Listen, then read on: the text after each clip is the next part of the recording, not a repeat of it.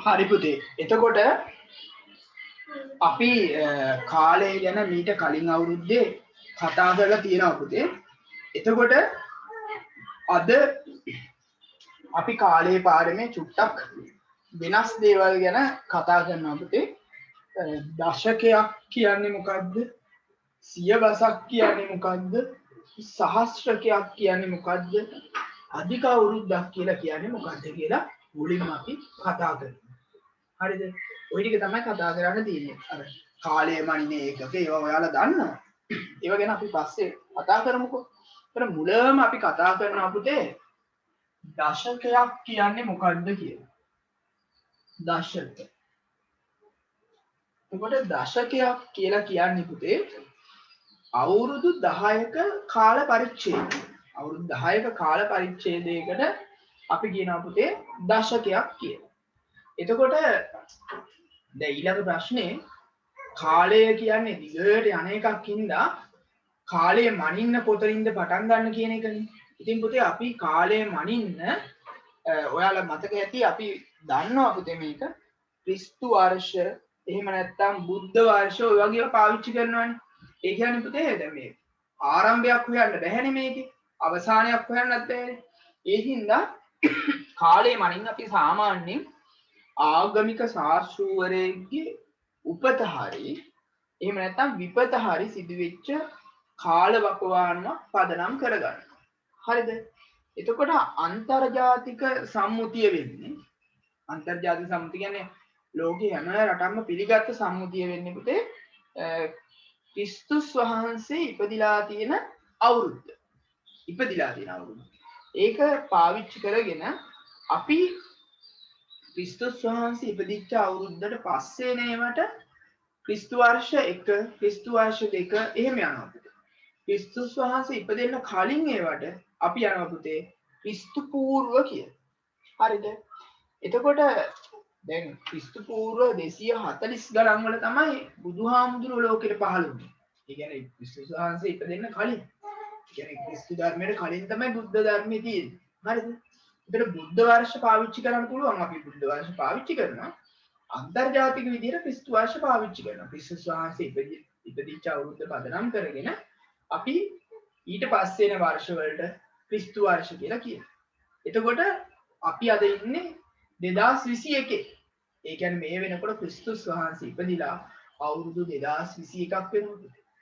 හරිද? අවුරුදු 2021ක් වෙනවා. 2021කට කලින් තමයි ක්‍රිස්තුස් වහන්සේ එතකොට ඉපදිලා තියෙන්නේ. හරි? එතකොට දශකයක් කියන්නේ පුතේ අවුරුදු 10ක කාල පරිච්ඡේදයක්. අවුරුදු 10න් 10ට වෙන් කළාම අපි ක්‍රිස්තු වර්ෂ 1 ඉඳන් වෙන් කරනවා. හරි? මේ ලියන්න එපා මේක. ක්‍රිස්තු වර්ෂ 1 ඉඳලා 10න් 10ට එතන. ක්‍රිස්තු වර්ෂ 10. ඊළඟට ක්‍රිස්තු වර්ෂ 11 ඉඳන් ක්‍රිස්තු වර්ෂ 20. අල්කලියම් ක්‍රිස්තු වර්ෂ 21 ඉඳන් ක්‍රිස්තු වර්ෂ 30. කොහොම අපිට පුළුවන් ක්‍රිස්තුස් වහන්සේ ඉපදිච්ච අවුරුදු ඉඳන් එන්නේ ක්‍රිස්තු වර්ෂයේ ඉඳන් අපිට අවුරුදු 10 10 ගොඩවල් වෙන් කරන්න පුළුවන්. එතකොට මේ පළවෙනි 10 ගොඩට අපි කියනවා පළවෙනි දශකය කියලා. දෙවෙනි 10 ගොඩට අපි කියනවා පුතේ දෙවෙනි දශකය කියලා. තුන්වෙනි 10 ගොඩට අපි කියනවා තුන්වෙනි දශකය කියලා. හරිද? ඔහොම කියාගෙන යන්න පුළුවන්. ඒතකොට දැන් අපි මේ ඉන්නේ 2021. එහෙමනේ වෙන්න ඕනේ. එතකොට දැන් අපිට පුළුවන් වෙන්න ඕනේ 2021 නේ අපි ඉන්නේ. අපි මේ ඉන්නේ ඇත්තටම පුතේ 203 වෙනි දශකේ. ඒ කියන්නේ ක්‍රිස්තු වර්ෂ 1 ඉඳන් වෙන් කරගෙන ආවොත් 203 වෙනි 10 ගොඩේ තමයි අපි මේ ඉන්නේ. දැන් අපි බලනවා ඊළඟට කොහොමද එහෙම කියන්නේ? කොහොමද අපි එකපාරටම මේ විදිහට දශකේ හොයන්නේ කියලා කතා කරන්න යනවා. හරි? ඉස්සෙල්ලා මෙහෙම ලියන්නකො. දශකය කියලා ලියන්න. ඒ දශකය ලියන්න පුළුවන් දශකය ලිව්වත් කමන්නේ. ලියන්න මෙහෙම. අවුරුදු 10ක ගොඩක් අවුරුදු 10ක ගොඩක් අවුරුදු 10ක ගොඩක් දශකයක් නම් වේ.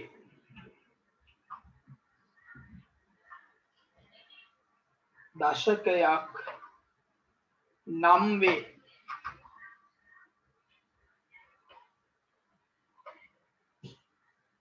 දශකයක් නම් වේ.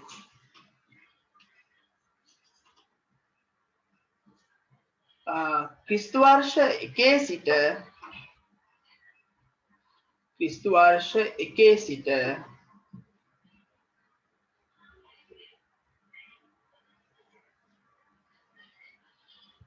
පහත ආකාරයට දශක වෙන් කළ හැක.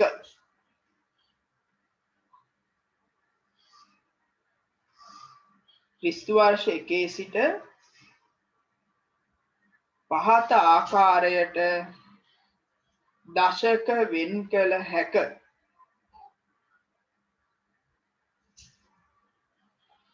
කියලා උදාහරණ විදියට මේ ටික ලියන්න පුතා. කියලා යටින් අපි තව ඕන නම් ටිප්පේලියක් දාන්න පුළුවන්. ඒ කියන්නේ තව මේක ඉස්සරහට කියනවා කියලා කියන්නේ. ඕම ලිව්වත් ඇති 3ක් විතර. ඔන්න 4ක් ලියන්නම් මම. ක්‍රිස්තු වර්ෂ 31 ඉඳන් ක්‍රිස්තු වර්ෂ 40. ඒකට අපි කියනවා 4 වෙන දශකය කියලා. 4 වෙන දශකය. ලියන්න බලන්න පුතේ.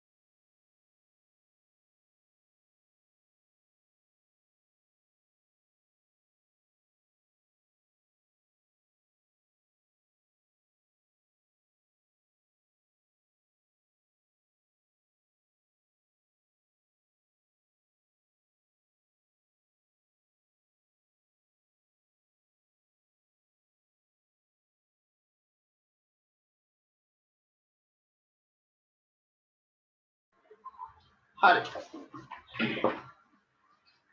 දැන් පුතේ ඔහොම පිළිවෙලට ආවොත් අපිට ලියා ගන්න පුළුවන් දශකයේ මොකද්ද කියලා. පිළිවෙලට ලියන්න පුළුවන් නේ. එතකොට දීලා තියෙන එකපාරටම වර්ෂයක් දීලා අපෙන් අහනවා එයා මොන දශකයේද අයිති කියලා. එතකොට අපිට පුළුවන් වෙන්න එපා හොයන්න පුතේ. ඒක හොයන හැටි තමයි ඊළඟට අපි කතා කරන්න යන්නේ. හරි. අපි මේ යටින් ලියමු විස්තරයක් මෙහෙම. දී ඇති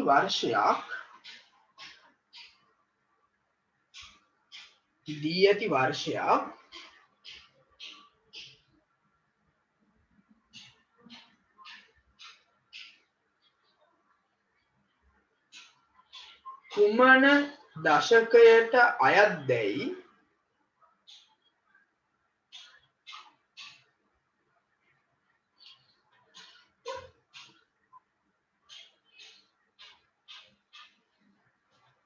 කුමන දශකයට අයත්දැයි පහත පරිදි සෙවිය හැක.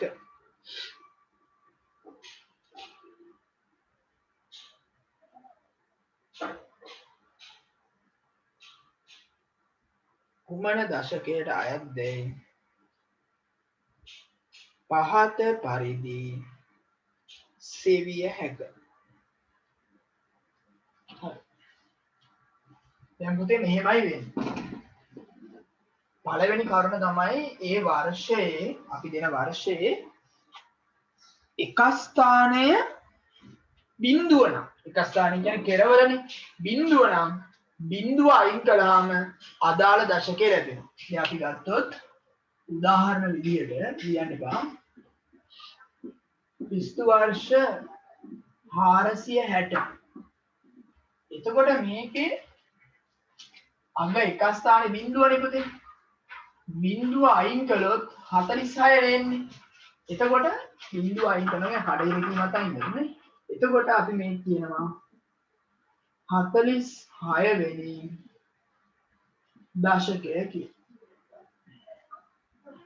මම ගන්නවා ක්‍රිස්තු වර්ෂ 1990. එතකොට මේකේ අග බිඳුව අයින් වුණාම පුතේ අපි මේ අයිති වෙන්නේ 199 වෙනි දශකයට. ඊළඟට මම ලියනවා ක්‍රිස්තු වර්ෂ 2000. බිඳු කොච්චර තිබ්බත් කමන්නේ අගින් එක බිඳුවයි අයින් කරන්න. එතකොට අපි දෙනවා 200 වෙනි දශකය කියලා. එන අග බිඳුව නම් තියෙන එක ස්ථානයේ බිඳුව නම් ඒ බිඳුව අතහැරියාම අදාළ දශකය ලැබෙනවා. හරි ඒක ලියලා සේවිය එක කියලා ලියන්න පළවෙනි කරුණු දෙකක් ලියන්න. පළවෙනි කරුණ ලියන්න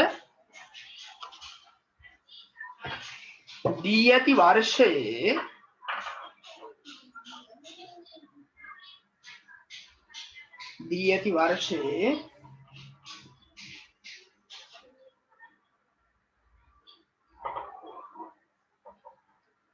එක ස්ථානය බිඳුව නම්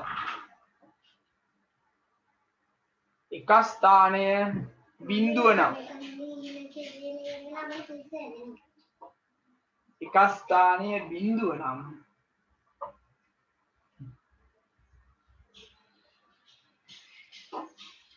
බිඳුව ඉවත් කළ විට අදාළ දශකය ලැබේ.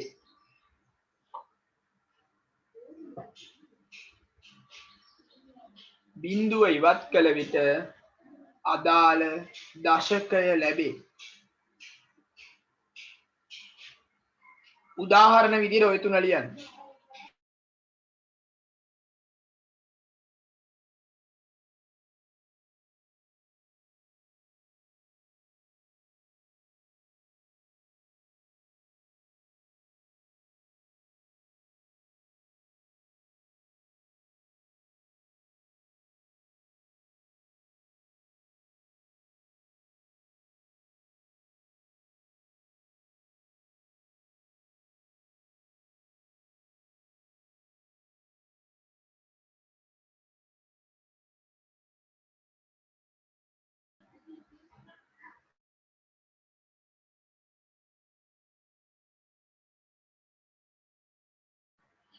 හරි. එතකොට පුතේ කිව්වා වගේ එක ස්ථානයේ බිඳුව නෙවෙයි නම් පුතේ අපි කරන්නේ ඒ ඉලක්කම අයින් කරලා ඉතිරි වෙන සංඛ්‍යාවට එකක් එකතු කරනවා. ඉතින් අපි ගත්තොත් මෙහෙම. බලන්න ඉන්න.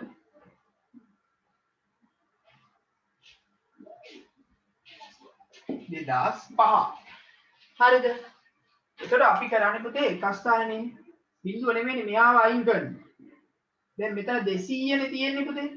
200 නෙමෙයි ඒකට එකක් එකතු කරනවා.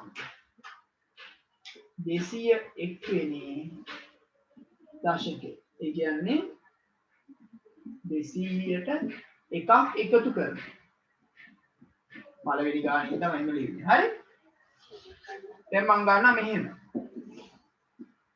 1948.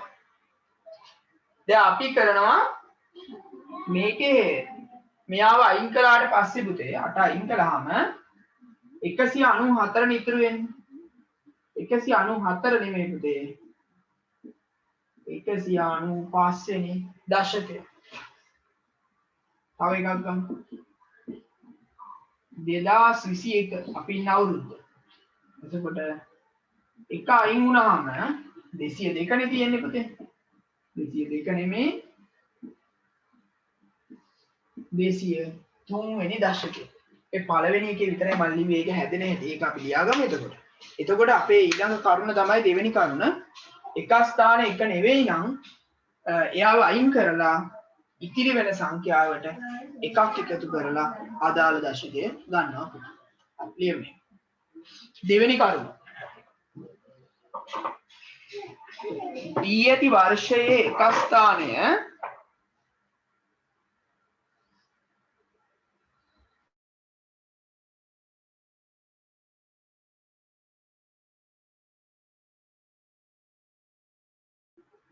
එක ස්ථානය බිඳුව නොවේ නම්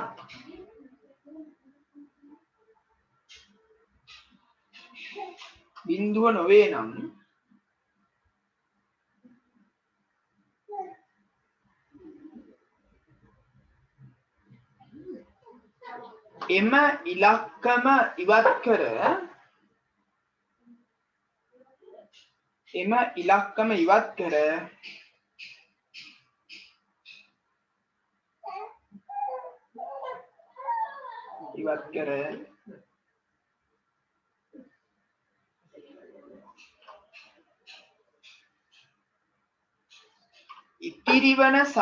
ඉතිරි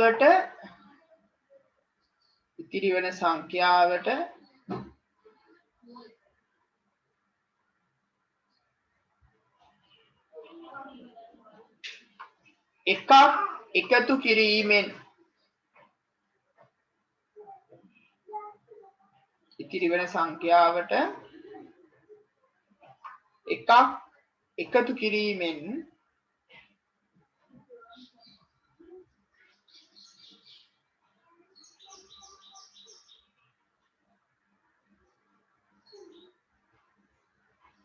අදාළ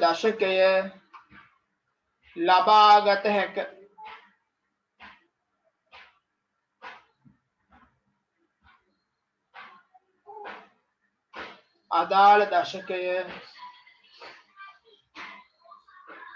ලබාගත හැක.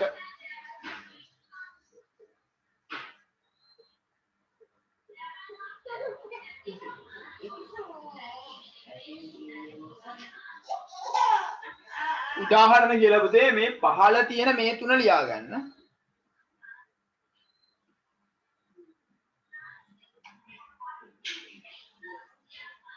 උදාහරණ කියලා පහළ තියෙන මේ තුන ලියා ගන්න.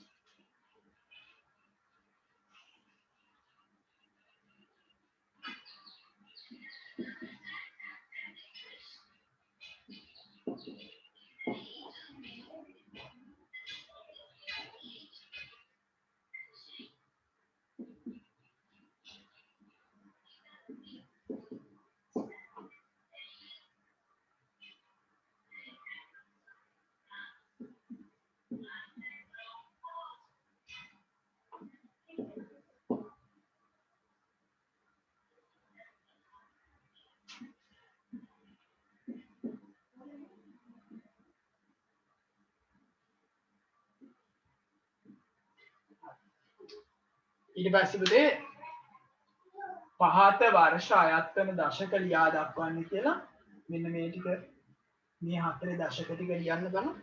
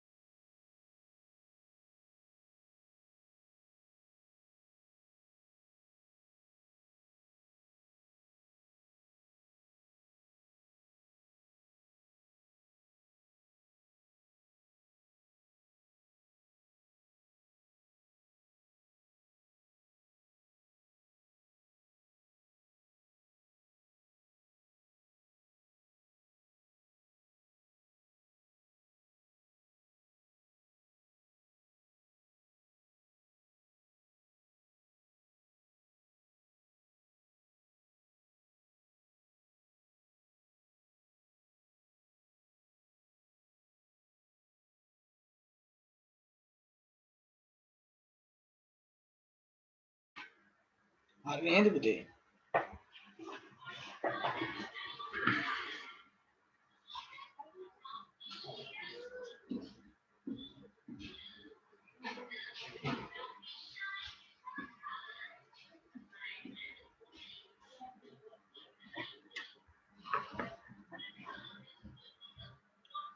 හරි මේක පුතේ මෙහෙම අග ඉලක්කම අයින් කළා 6යි එන 185 තියෙන්නේ 186යි දෙක අයින් කළා 191 එන්නේ 192 කරමු 8 අයින් කළා 197 එන්නේ 198 කරමු 4 අයින් කළා 200 එන්නේ 201 කරමු හරි සරල දෙයක් හරි හරි උත්තර ගොඩ දෙනෙක් එවුවා පුතේ ඊළඟට අනුමාත්‍රිකාව ලියන්න පුතේ සියවස්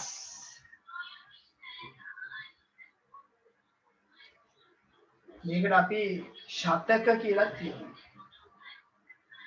සියවස කියලා කියමු පුතේ සියවස කියන එක කියනකොටම තේරෙනවා පුතේ ශතකයක් සියවස ශතකයක් කියන්නේ ක්‍රිකට් වල අවුරුදු මේ ක්‍රිකට් වල මේ ශතකයක් කියන්නේ ලකුණු 100ක් නේ පුතේ අන්න ශතකයක් සියවසක් කියලා කියන්නේ පුතේ අවුරුදු 100ක් අවුරුදු 100ක කාල පරිච්ඡේදයකට අපි කියනවා පුතේ සියවසක් එහෙම නැත්නම් ශතකයක් කියනවා සියවස කියලා ලියමු පොතේ විදියට හරි ලියන්න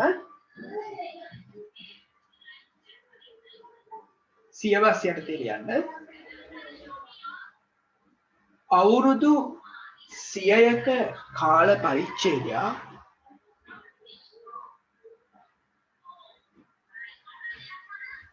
අවුරුදු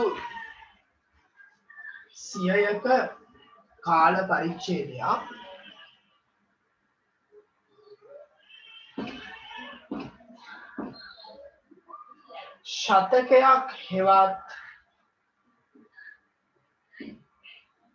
ශතකයක් හෙවත් සියවසක් නම් වේ. ශතකයක් හෙවත් සියවසක් නම් වේ. උදාහරණ ක්‍රිස්තු වර්ෂ 1 ඉඳන් යන්නේ 1 ඉඳන් ක්‍රිස්තු වර්ෂ 100 වෙනකන් පළවෙනි සියවස. ඊළඟට ක්‍රිස්තු වර්ෂ 101 ඉඳන් ක්‍රිස්තු වර්ෂ 200 වෙනකන් දෙවෙනි සියවස. අපි කල්ලියමු. ක්‍රිස්තු වර්ෂ 201 ඉඳන් ක්‍රිස්තු වර්ෂ 300 වෙනකන් තුන්වන සියවස. ඔය විදිහට අපිට පුළුවන් පුතේ සියවස් වෙන් කරන්න. හරි. ලියන්න ඔය විදිහට.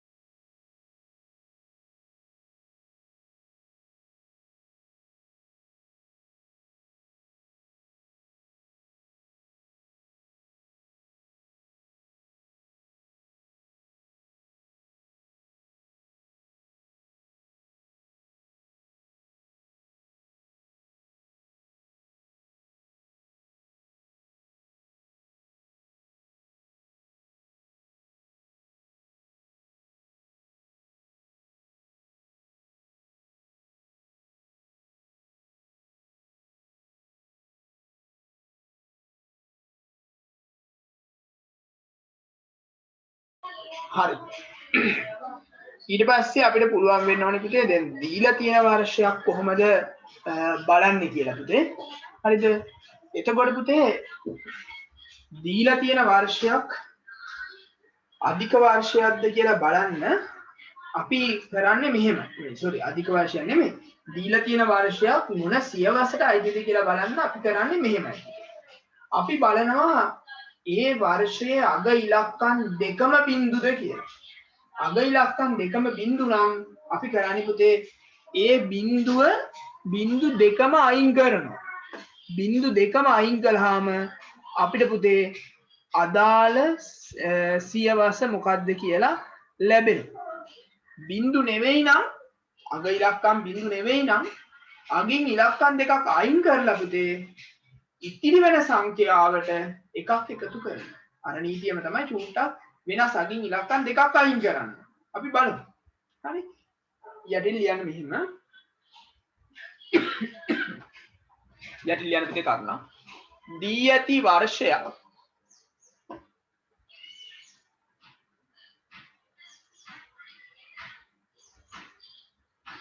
දී ඇති වර්ෂයක් කුමන සියවසට අයත් දැයි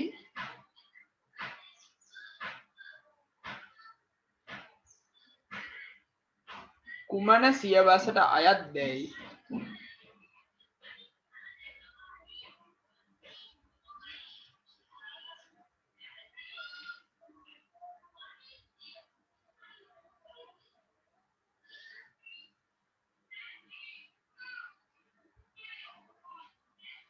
පහත පරිදි සෙවිය හැක.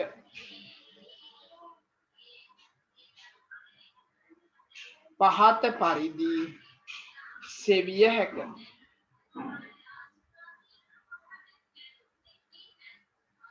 කියලා කරුණු දෙකක් ලියන්නේ. පළවෙනි කරුණ පුතේ. පළවෙනි කරුණ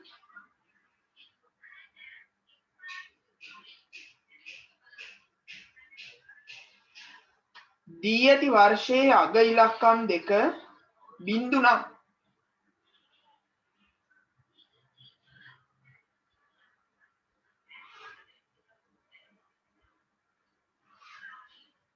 දී ඇති වර්ෂයේ අග ඉලක්කම් දෙක බිඳු නම් එම බිඳු දෙක ඉවත් කළ විට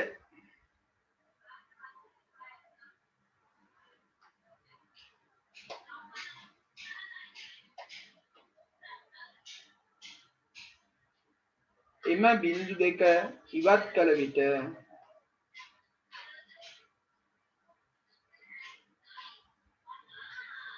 අදාළ සියවස ලැබේ.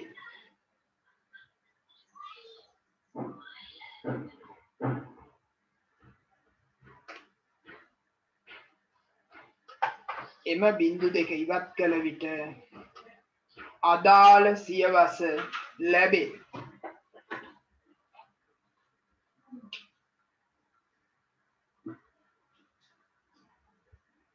උදාහරණයක් ක්‍රිස්තු වර්ෂ 1900 පුතේ. එතකොට අගින් බිඳු දෙකක් අයින් කරනවා. එතකොට පුතේ 19 වෙනි සියවස. ක්‍රිස්තු වර්ෂ 1700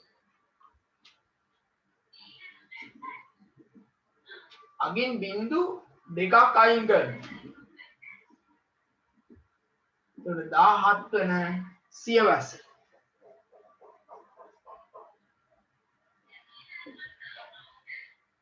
ක්‍රිස්තු වර්ෂ අපි දාමු 2000. 2000 වුණාම බිඳු දෙක අයින් කරනවා. එතකොට අපිට එනවා පුතේ 20 වෙනි සියවස. හරි. ලියන්න උදාහරණ.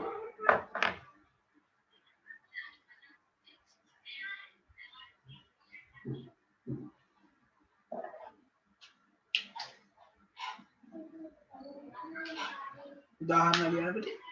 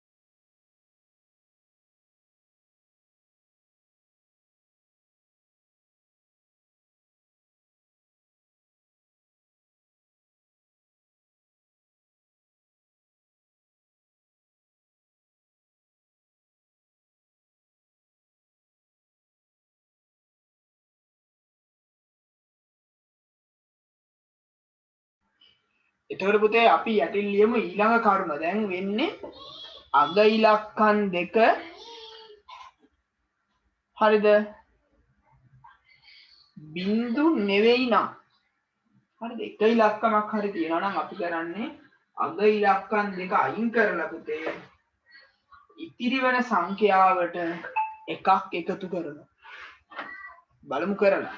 ලියන්න දෙවෙනි කරුණ පුතේ. දෙවෙනි කරුණ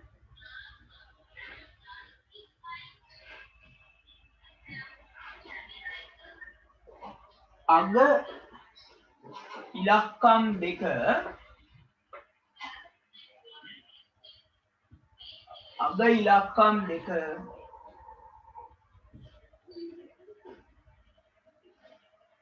බිංදු නොවේ නම් අග ඉලක්කම් දෙක බිංදු නොවේ නම් අග ඉලක්කම් දෙක බිංදු නොවේ නම්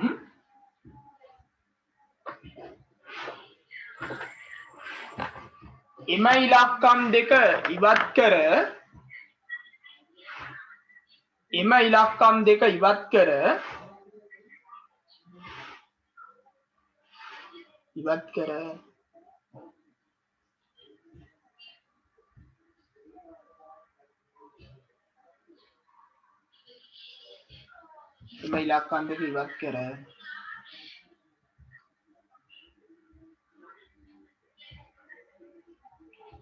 ඉතිරි සංඛ්‍යාවට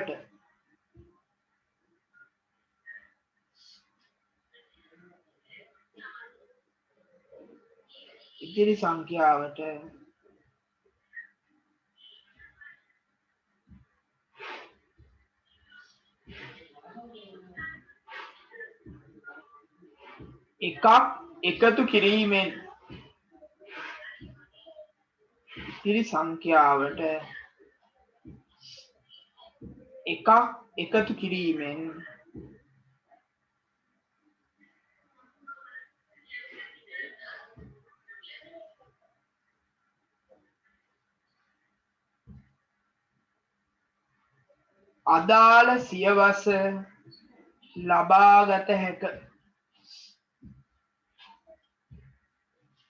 අදාළ සියවස ලබාගත හැක.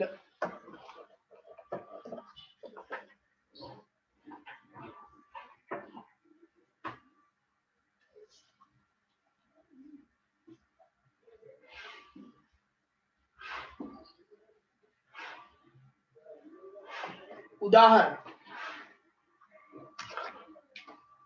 මං ගන්නවා පුතේ මෙහෙම 1796 බිංදු නෙවෙයිනේ පුතේ. අපි එතකොට කරන්නේ මේ දෙන්න අයින් කරනවා. අයින් කළාම මෙතන 17 නේ ඉතුරු වෙන්නේ. මෙයාට එකක් එකතු කරලා මෙතනින් ලියමු. එකතු කිරීම 1. 17 1යි 18. පළවෙනි එක විතරයි එමල යන්නේ. වෙන නිකන් ලියන්න ඈ. 2001 අගට එක බිංදුවක් තිබ්බට ප්‍රශ්නයක් නැහැ. මේ දෙන්න අයින් කරලා දාලා පුතේ. දැන් මෙතන 20 නේ තියෙන්නේ පුතේ. 21ට. 2021 මේ දෙන්න අයින් කරනවා. එතකොට මෙතන 20 නේ තියෙන්නේ 21. ඒ කියන්නේ අපි ඉන්නේ පුතේ 21 වෙනි සියවසේ. 2021 කියන්නේ අපි මේ 21 වෙනි සියවසේ තමයි අපි මේ ඉන්නේ පුතේ. හරි. ලියන්න උදාහරණ.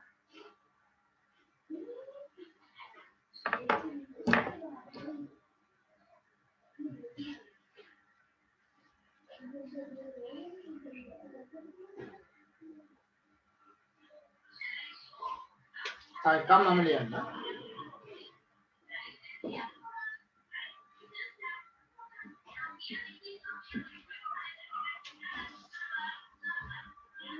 එතකොට මේකේ පුතේ මේ අග බිංදුවයි එකන තියෙන යාව අයින් කරන්න වෙනවා. එතකොට පුතේ 22 වෙනි සියවස වෙන්න ඕන.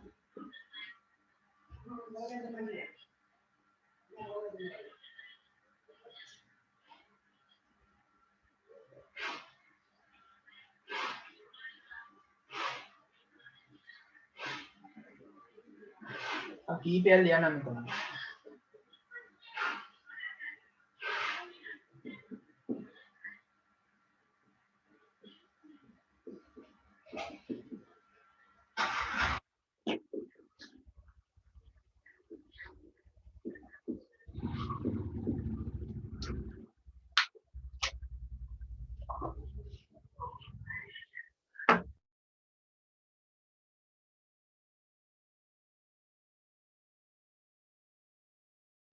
ලියන්න බලන්න ඔය ටික.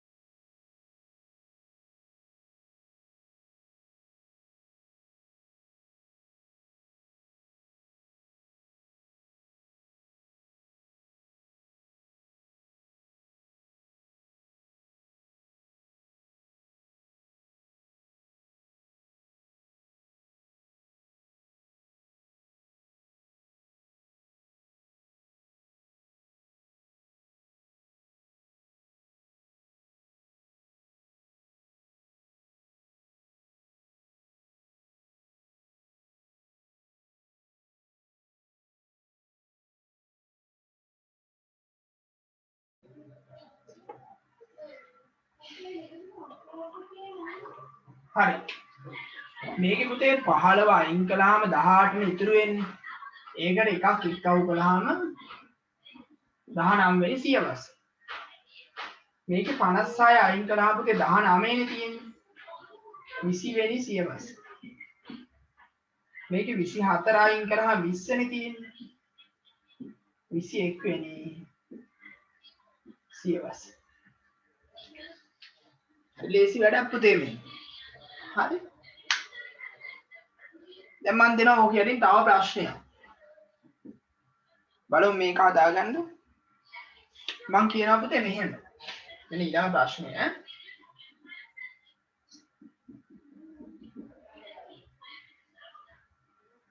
විසි දෙවෙනි සියවසේ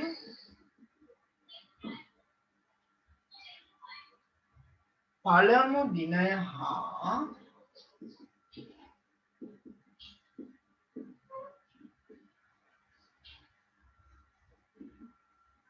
දිනය හා අවසාන දිනය ලියන්න.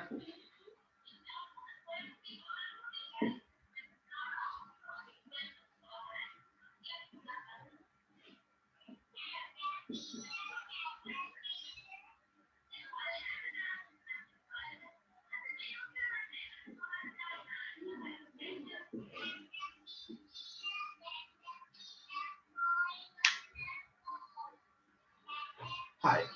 22 වෙනි සියවසේ පළවෙනි දිනයයි අවසාන දිනයයි ලියන්න කියලා කියනවා පුතේ. හරි ලියන්න බලන්න.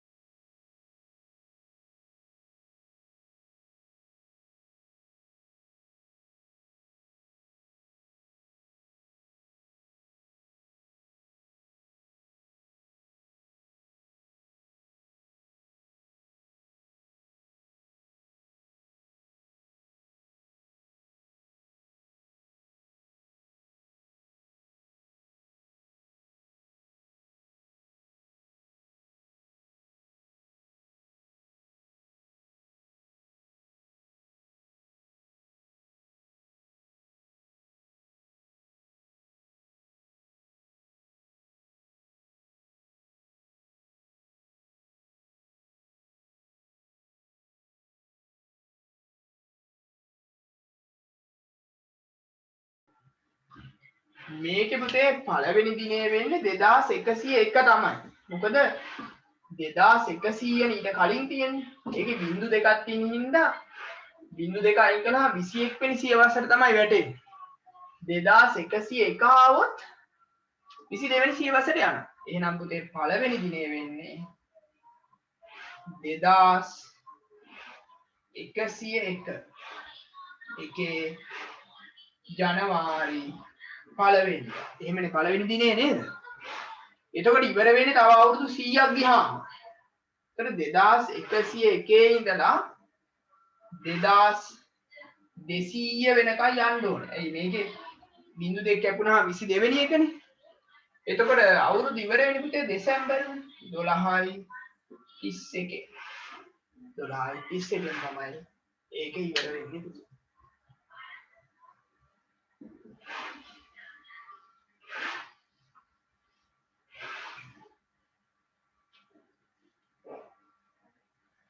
හරි. ඊළඟට පුතේ අපිට කතා කරන්න තියෙනවා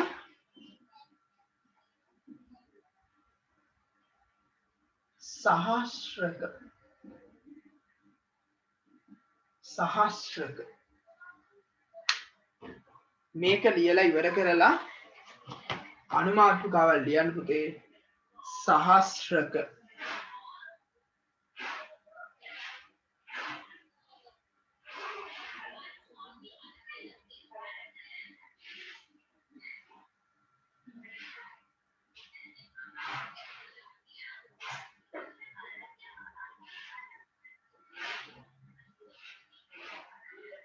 සහස්‍රක පුතේ සහස්‍රකයක් කියලා කියන්නේ අවුරුදු 1000ක කාල පරිච්ඡේදයක්. හරිද? එතකොට සහස්‍රක නම් මහා ගොඩක් නෑ පුතේ. ක්‍රිස්තු වර්ෂ 1 ඉඳලා 1000 වෙනකන් ගත්තොත් අපි කියනවා පළවෙනි සහස්‍රකය කියලා. ඒතර ක්‍රිස්තු වර්ෂ 1001 ඉඳන් 2000 වෙනකන් ගත්තොත් අපි කියනවා දෙවෙනි සහස්‍රකය කියලා. ඊළඟට 2001 ඉඳලා 3000 වෙනකන් ගත්තොත් අපි කියනවා තුන්වෙනි සහස්‍රකය කියලා. ඒ කියන්නේ 1000 ගොඩ. දැන් අපි ඉන්නේ පුතේ 2021. 2021 අයිති වෙන්නේ මේ කියන තුන්වෙනි සහස්‍රකයට. තුන්වෙනි සහස්‍රකයට අයිති වෙනවා. හරිද? අපි මෙහෙම ලියමු. ලියන්න. අවුරුදු 1000ක කාල පරිච්ඡේදයක් අවුරුදු 1000ක කාල පරිච්ඡේදයක්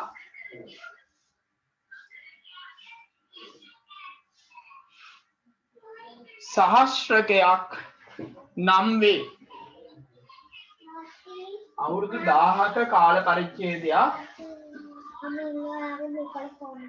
සහස්‍රකයක් නම් වේ. උදාහරණ කියලා මේක ලියාගන්න.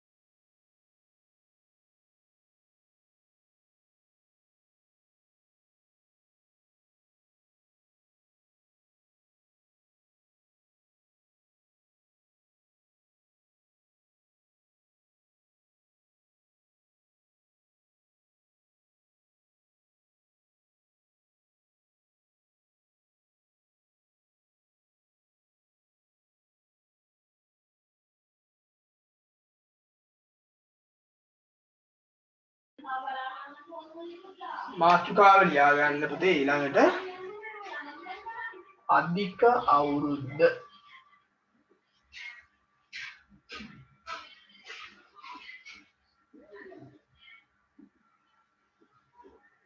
අධික අවුරුද්ද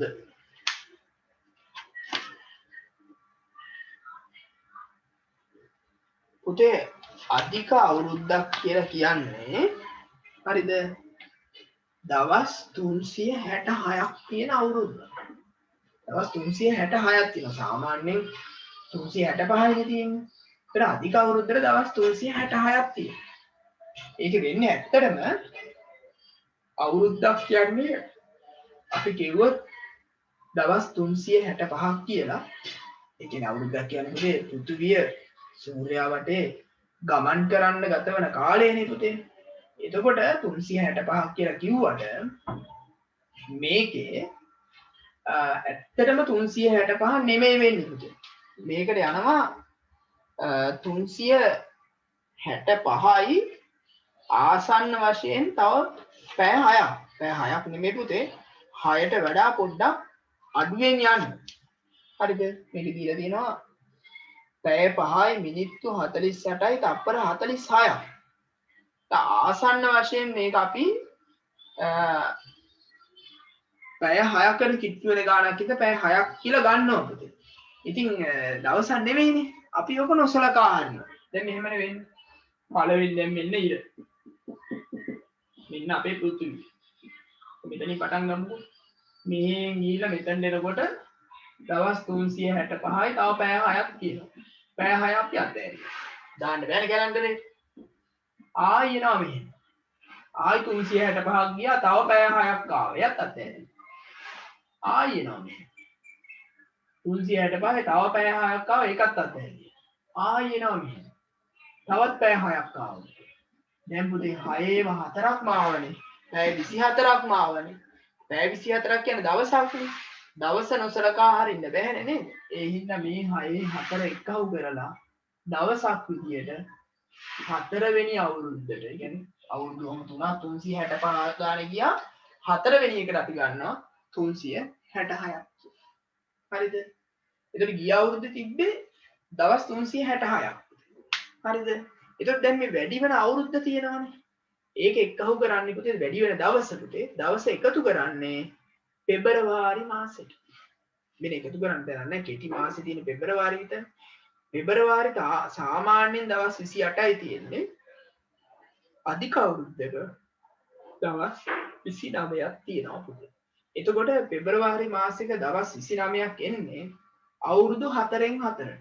ඇයි පුතේ අර 6 4න් එක්ක වෙන්නේ ඇත්තටම 6 නෙවෙයි. ඊට වඩා පොඩ්ඩක් අඩුයි. හරිද? ඒ වෙනස අපිට පස්සේ හදන්න පුළුවන්.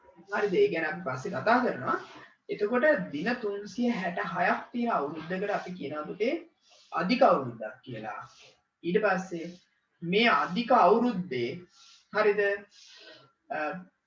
වැඩි වෙන දිනය පෙබරවාරි මාසෙට අපි එකතු කරනවා. එතකොට පෙබරවාරි මාසෙට දින 29ක් වෙනවා. හරිද? සාමාන්‍යයෙන් අවුරුදු 4කට වතාවක් අධික අවුරුද්දක් එනවා. ඒ වුණාට පොඩි ගැටලුවක් එනවා CA ගුණාකාර වලදී. එතකොට අපි බලමු. මෙහෙම ලියමු. දින 366ක් ඇති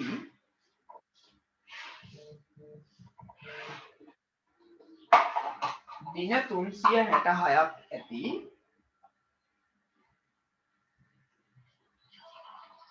වර්ෂයක් දින 366ක් ඇති වර්ෂයක්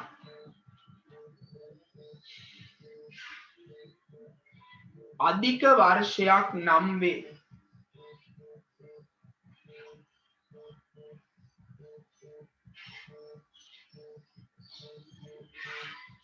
අධික වර්ෂයක් නම් වේ.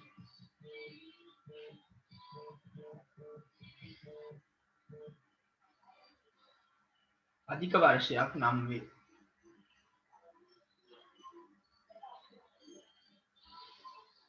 අධික වර්ෂයක පෙබරවාරි මාසයට අධික වර්ෂයක පෙබරවාරි මාසයට දින 29ක් ඇත.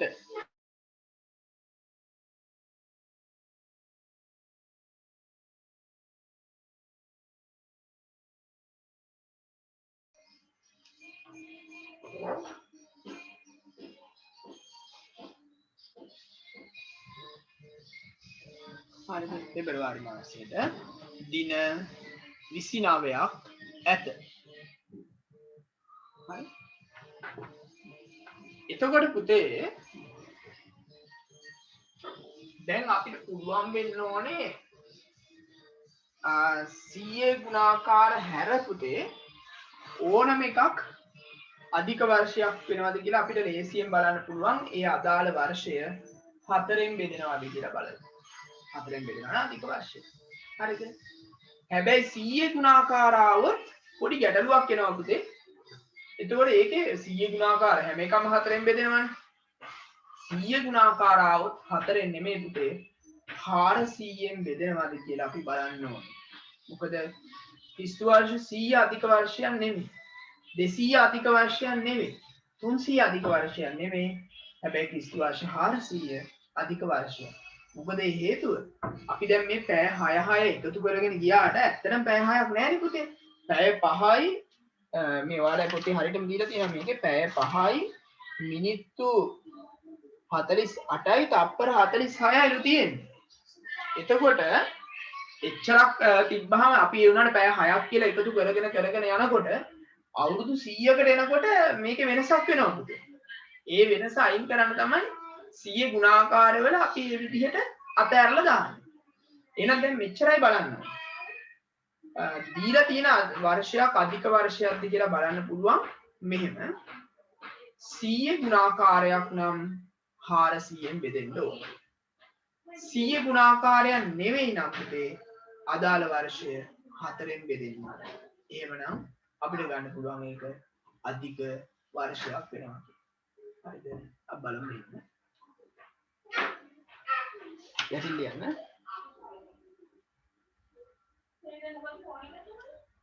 පහත ඕනේ පුතේ. දී ඇති වර්ෂයක්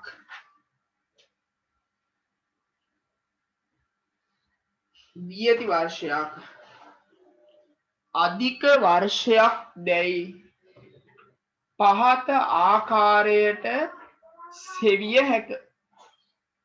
පහත ආකාරයට සෙවිය හැක.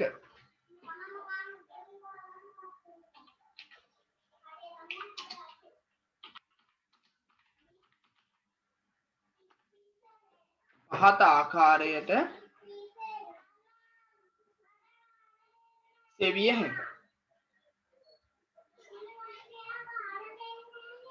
කරුණු දෙකක් ඈ.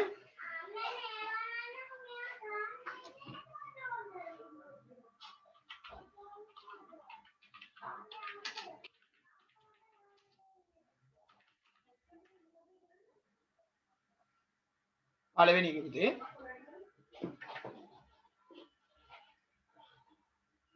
දී ඇති වර්ෂය 100 ගුණාකාරයක් නම්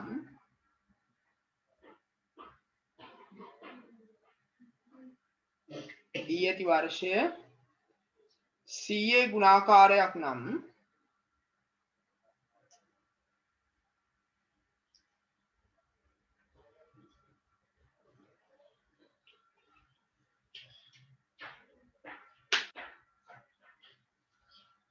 එය 400ෙන් බෙදිය යුතුය. එය 400ෙන් බෙදිය යුතුය.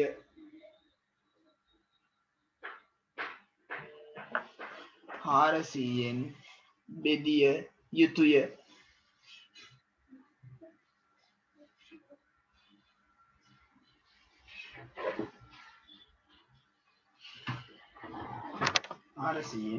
බෙදිය යුතුය. පොඩි උදාහරණයක් මම ලියන්නම්.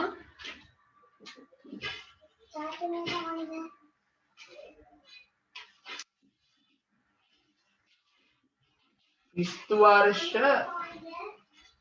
1900 පුතේ. අගට බිංදු 32ක් තියෙනවා කියන්නේ 100 ගුණාකාරනේ. එතකොට මේක 400ෙන් බෙදනවාද කියලා බැලුවොත් 1900 පුතේ 400ෙන් බෙදෙන්නේ නැහැ. ඇයි බිංදු දෙකට බිංදු දෙක අයින් වුණා 19 4ෙන් බෙදෙන්නේ නැහනේ. තමයි ලිව්ව හැකි. මෙය 400ෙන් නොබෙදේ. 400ෙන් නොබෙදේ. එම නිසා 1900 අධික වර්ෂයක් නොවේ. දැන් මම ගන්නවා මෙහෙම පුතේ. ක්‍රිස්තු වර්ෂ 1600. දැන් බලන්නකෝ. 1600 400ෙන් බෙදෙනවා පුතේ. 16 බිංදු දෙක කැපුවාම හරි ලේසි බලන්න. 16 4ෙන් බෙදෙනවානේ. 4යි නේ නාක 400ෙන් බෙදෙනවා. මම කියනවා මෙය 400ෙන් බෙදේ. එම නිසා 1600 අධික වර්ෂයක් වේ. හරිද? 100 ගුණාකාර නම් ඔහොම වෙන්න ඕනේ පුතේ. right. ඔය උදාහරණ දෙක ලස්සනට ලියාගමු.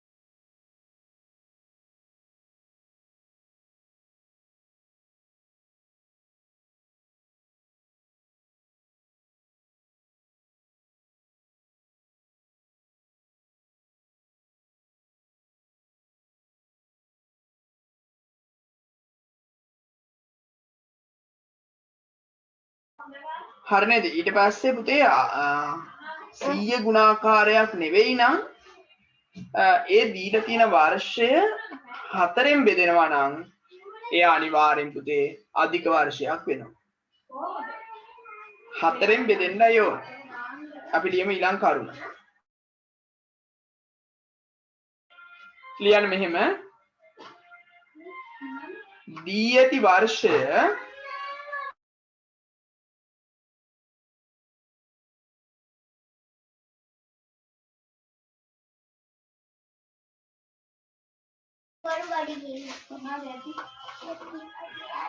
සියයේ ගුණාකාරයක් නොවේ නම්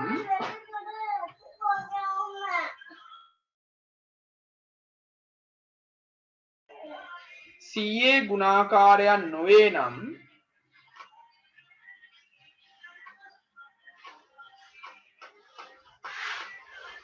එය හතරෙන් බෙදිය යුතුය. එය හතරෙන් බෙදිය යුතුය.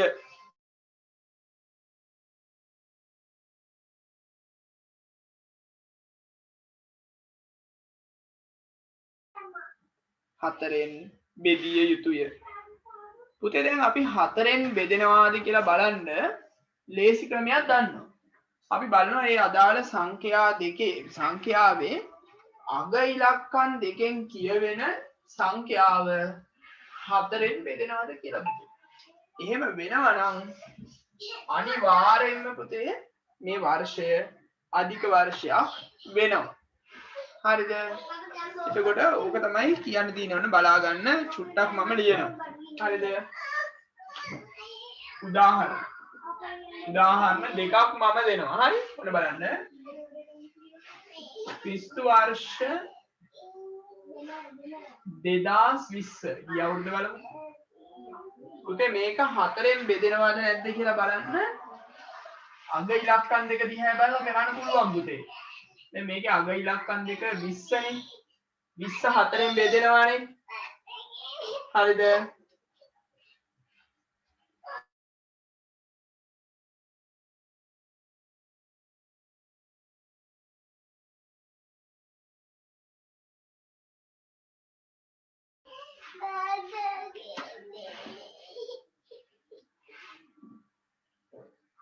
පුතේ මේක හතරෙන් බෙදෙනවා කියන්නේ ඔයාලට මතකයි කලින් අවුරුදු මේ පාඩමේදී මේක හතරෙන් බෙදෙනවා කියන්නේ 2020ම හතරෙන් බෙදෙනවා. හරිද? එහෙනම් මට කියන්න පුළුවන් 2020 හතරෙන් බෙදෙනවා. එම නිසා ක්‍රිස්තු වර්ෂ 2020 අධික වර්ෂයක් වෙනවා. තව එකක් මම ගන්නවා. ක්‍රිස්තු වර්ෂ 2021 අපි ඉන්න අවුරුද්ද. එතකොට මේකේ මෙතන මෙයා හතරෙන් බෙදෙන්නේ නෑ පුතේ. මේක හතරෙන් බෙදෙන්නේ නෑ. මේක හතරෙන් බෙදෙන්නේ නෑ කියන්නේ 2021 හතරෙන් බෙදෙන්නේ නෑ. හතරෙන් බෙදෙන්නේ නෑ. ඒ කියන්නේ පුතේ ක්‍රිස්තු වර්ෂ 2021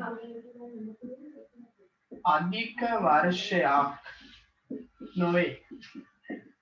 2021 අධික වර්ෂයක් නොවේ.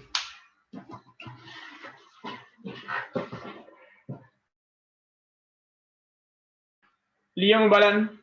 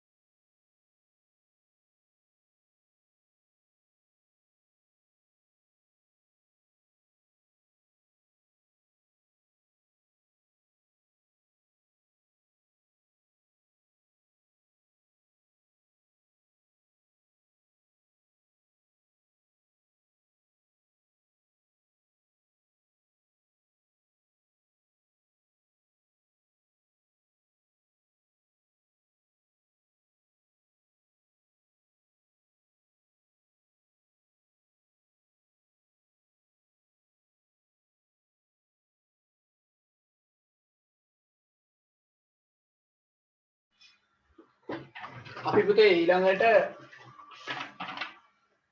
පොඩ්ඩක් අභ්‍යාස ගානක් කරන්න තමයි හදන්නේ පුතේ. මම දෙන්නම් ඔයාලට ඒකේ විස්තර ටික වගුවක් විදියට දෙන්නම්.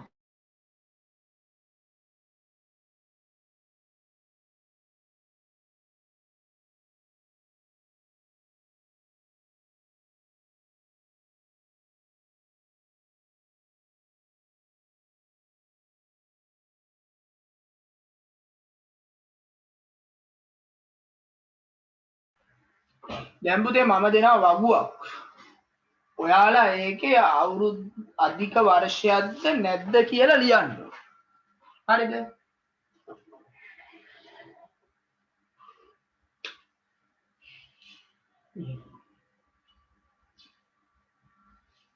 වර්ෂය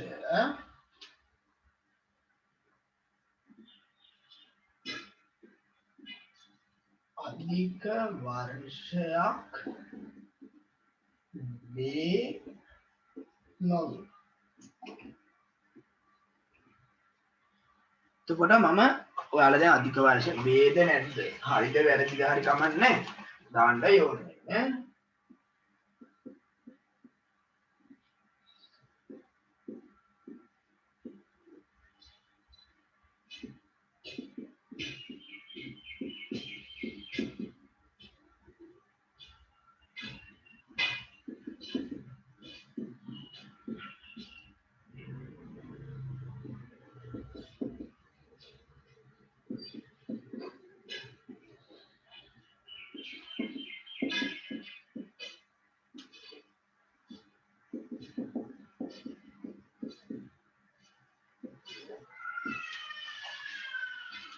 අධික වර්ෂයක්ද නැද්ද කියලා ලියන්නයි තියෙන්නේ ඕක. හරි?